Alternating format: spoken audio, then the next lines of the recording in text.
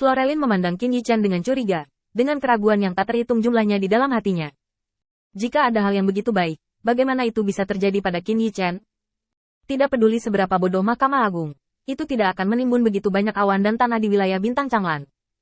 Jika tidak ditimbun oleh Mahkamah Agung, maka penduduk asli di wilayah Bintang Changlan tidak memiliki kekuatan dan sumber daya untuk menimbun begitu banyak tanah awan. Jelas, Qin Yichen berbohong. Hanya untuk menyembunyikan cara sebenarnya dia mendapatkan awan dan tanah ini. Memikirkan hal ini, wajah Florelin berangsur-angsur menjadi suram. Melihat situasinya tidak baik, Qin Yichen dengan cepat menjelaskan. Jangan salah paham, aku akan mencari waktu untuk menjelaskan hal-hal ini kepadamu di masa depan. Saya dapat menjamin bahwa Anda akan mendapatkan jawaban untuk masalah ini. Kamu juga mengerti penderitaanku. Kuil kecilku ini memiliki sedikit rahasia untuk ditinggali. Jika aku menceritakan semuanya, bukankah itu akan menjadi kerugian besar bagi kuil penguasa cahaya? Melihat ketidakberdayaan Qin Yichen yang hampir tertulis di wajahnya, Florelin menggelengkan kepalanya. Oke. Karena kamu bilang begitu, apalagi yang bisa aku katakan? Qin Yichen dengan cepat memasang wajah kecil. Aku hanya akan mengatakan, orang yang perhatian seperti Florin tidak akan pernah mempermalukanku. Aku hanya akan mengatakan mereka terlalu banyak berpikir. Karena itu, Qin Yichen langsung mengedipkan mata pada anggota tim penegak hukum di samping. Lihat apa yang kamu pikirkan. Apakah Florelin tipe orang yang tidak masuk akal? Anggota tim penegak hukum semua tercengang. Bagaimana mungkin kita yang begitu pandai berjaga-jaga tiba-tiba terlibat dalam kekacauan ini? Tapi kata-kata Qin Yichen masih akan mencoba yang terbaik untuk bekerja sama. Seorang anggota tim penegak hukum keluar dan berlutut. Bawahanku meminta maaf kepada Lord Lightlord dan Lord Florelin. Itu karena bawahanku picik, dan kuharap kedua orang dewasa itu memaafkanku. Florelin di samping sedikit ragu-ragu, meskipun dia tidak dalam suasana hati yang stabil. Itu tidak berarti dia tidak tahu prioritas dan benar dan salah. Melihat bahwa Qin Yichen benar-benar malu, dia tidak bermaksud mengkritik atau bertanya. Sambil membawa tangannya di punggungnya, dia berjalan menuju tenda. Orang dewasa tidak mengingat penjahat, tetapi kamu harus menjaga mulutmu dengan baik di masa depan. Jika tidak, itu akan menjadi kutukanmu. Karena tempat ini penuh dengan rahasia yang tak terkatakan, mengapa kita tidak kembali ke perkemahan dan mengobrol? Qin Yichen dengan cepat memimpin secara langsung. Gelombang operasi ini langsung membuat Sharon yang tadinya berjaga-jaga tercengang. Ini, apakah Anda masih membutuhkan perlindungannya? Sejauh lidah 3 inci Anda yang bersangkutan, orang-orang dengan reputasi seperti itu tidak dapat membantu Anda. Jika Anda berubah menjadi orang lain, tidakkah Anda akan dimanipulasi sampai mati? Merasa seperti diakomodasi, Sharon merasa sedikit tersesat di hatinya. Saya awalnya berpikir bahwa saya akan dapat muncul kali ini, tetapi saya tidak berharap bahwa kali ini benar-benar penyamaran. Tuan Guang. Kalau begitu saya akan menunggu di luar tenda. Anda bisa menelepon saya jika Anda butuh sesuatu. Qin Yichen diam-diam mengirim transmisi suara ke Sharon. Kamu pergi ke kamp Florelin sekarang dan periksa situasi di sana. Kamu bukan anggota kuil Lord Cahayaku. Bahkan jika kamu ditemukan, kamu harus ingat untuk menyangkalnya.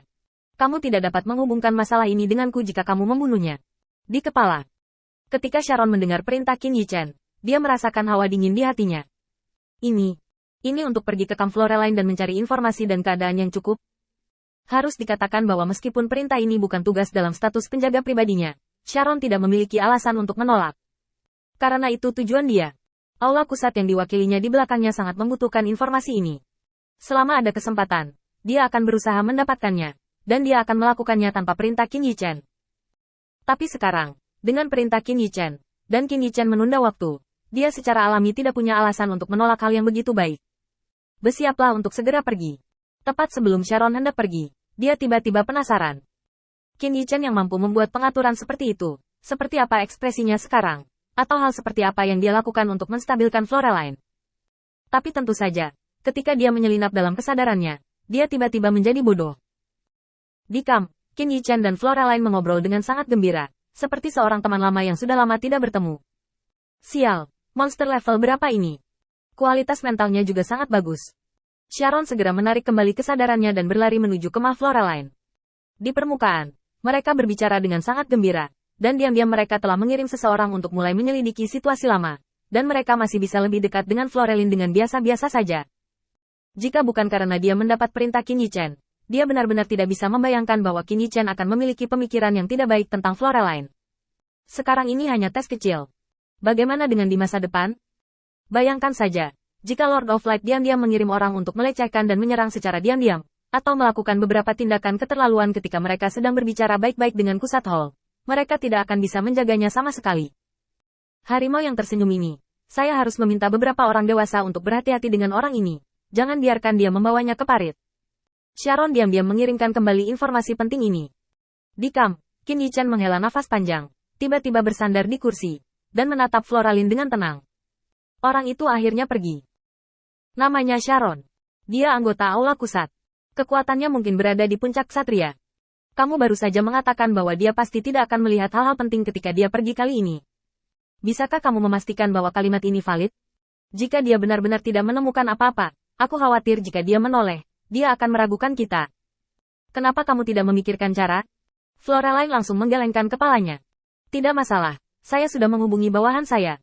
Qin Yichen tersenyum dan bersandar sedikit lebih ke arah posisi Floraline dengan tenang.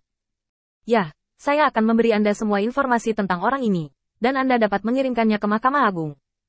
Jangan khawatir, Mahkamah Agung jelas bukan untuk kepentingan pertempuran kali ini. Itu tabu besar di militer. Dari apa yang aku tahu tentang mereka, sama sekali tidak mungkin melakukan hal bodoh seperti itu. Kamu hanya perlu menunjukkan kepada mereka sedikit, dan biarkan mereka yakin bahwa bahkan jika kamu kalah dalam pertempuran, kamu masih seorang utusan di bawah Mahkamah Agung. Ini sangat penting bagi mereka. Setelah analisis Qin Yichen, Floralin sedikit mengernyit. Nyata, Qin Yichen menepuk dadanya. Apa yang saya bohongi kepada Anda? Kontak saya dengan orang-orang di Mahkamah Agung tidak terlalu kecil, dan mereka semua dalam identitas lawan.